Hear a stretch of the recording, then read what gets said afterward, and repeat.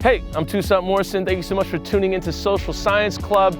If you find this video of value, hit subscribe or like. Thank you so much. Let's get right into it. Why is crime so high? Oh my goodness. I live in Minneapolis, and I mean there's an election coming up, so a lot of the candidates are honing in on this crime in the city. We got to stop it. Safer streets. Dr.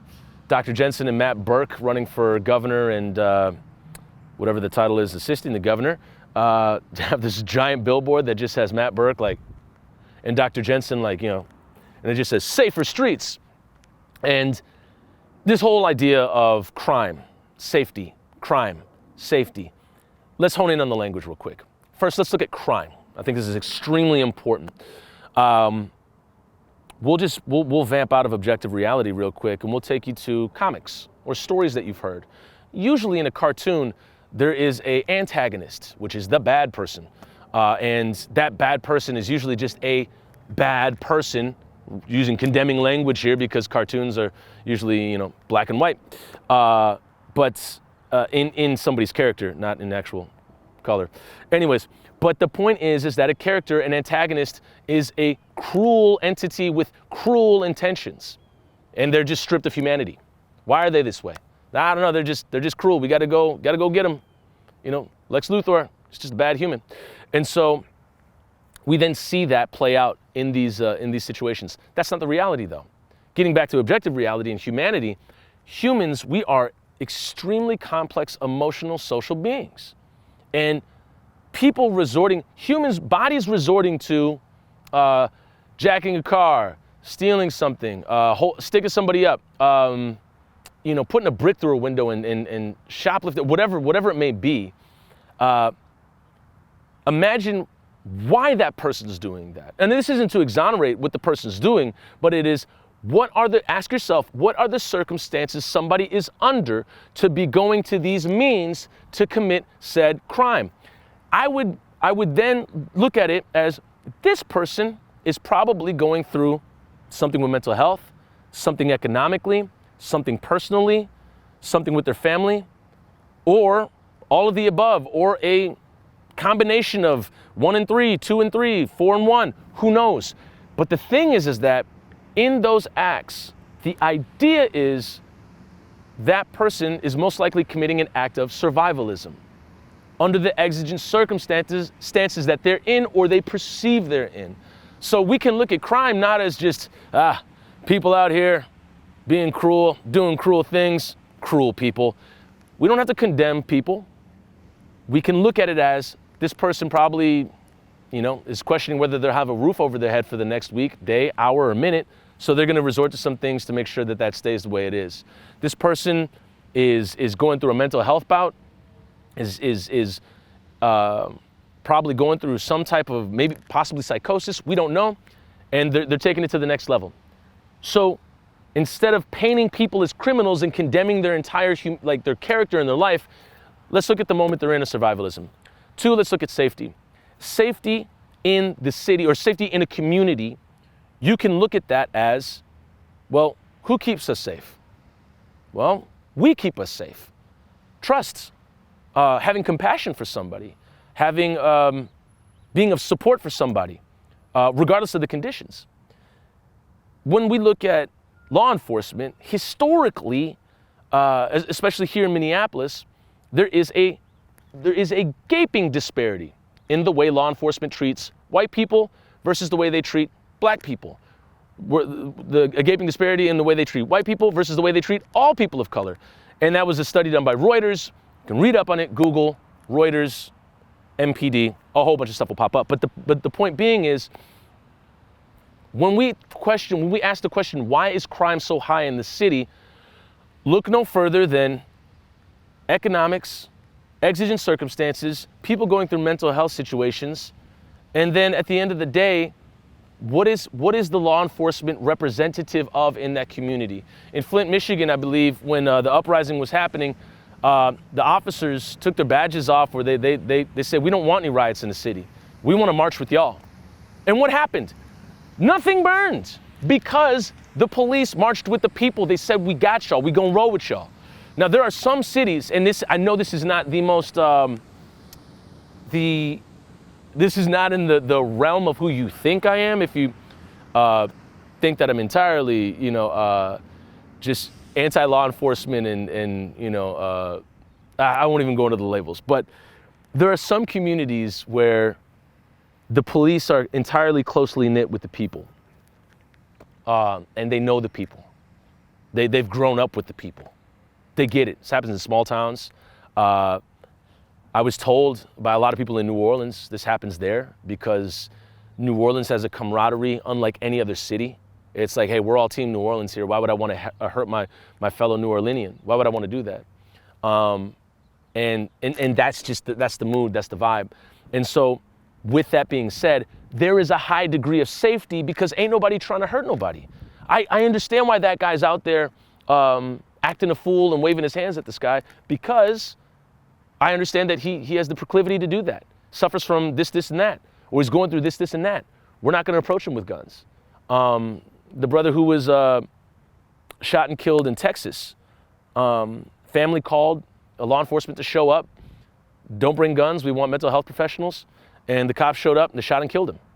The guy had nothing on him. But to get to the idea of why is crime high in the city, let's not be so quick to say, yes, we need more police to fix this.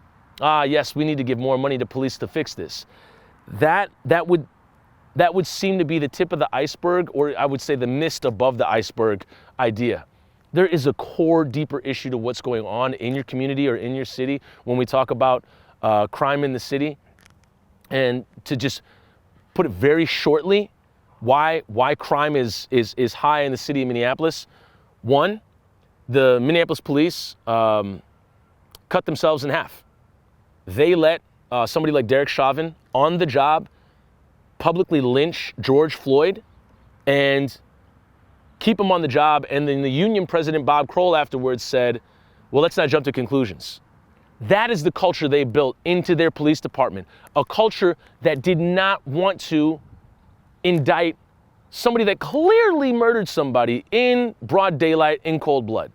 So if that culture is already in the department, you're talking about a whole, I'm talking levels, like a whole institution, ass backwards, that would exonerate a murderer. Two, and when I mean that they cut themselves in half, after they allowed that person to be on the job, and the uprising became, as a result of their actions, they then, over 300 police officers left the force to gather pensions and just leave. And they left citing PTSD from the riots that were about racial violence that they caused. So this is a self-inflicted wound. Two, there are so many neighborhoods in Minneapolis that are under-resourced, underfunded, and look no further than the education here in Minneapolis. We have some of the highest racial disparity in schools. So when people don't feel supported, well, what do you do if you can't go to school and learn something, or you go to school and you're being spoken to a certain way by the teacher or the staff there? What happens then? People folks that stay in school or feel loved or included in school are actually going to show up and be there. If you have a high racial disparity in your public school system, the results speak for themselves. And then lastly,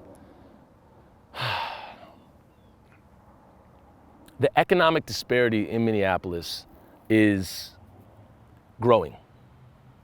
You go from Southwest Minneapolis with Linden Hills, you come to North Minneapolis. They are economically different. And then you have Uptown in the middle. And what a lot of people are saying, oh, my car is getting jacked, or somebody suspicious is walking by my house, or there's a houseless encampment out in the park, I don't know what to do.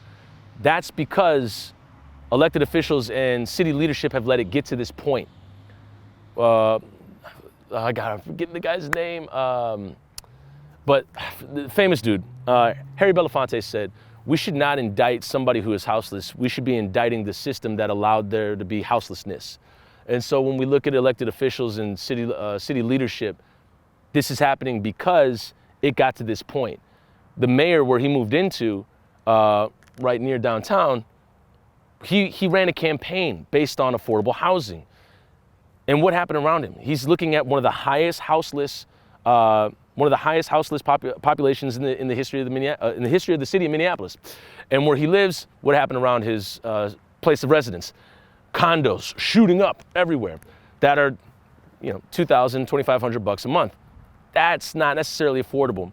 So those reasons leading to crime, or what we would say survivalism in the city, is how that's going to occur.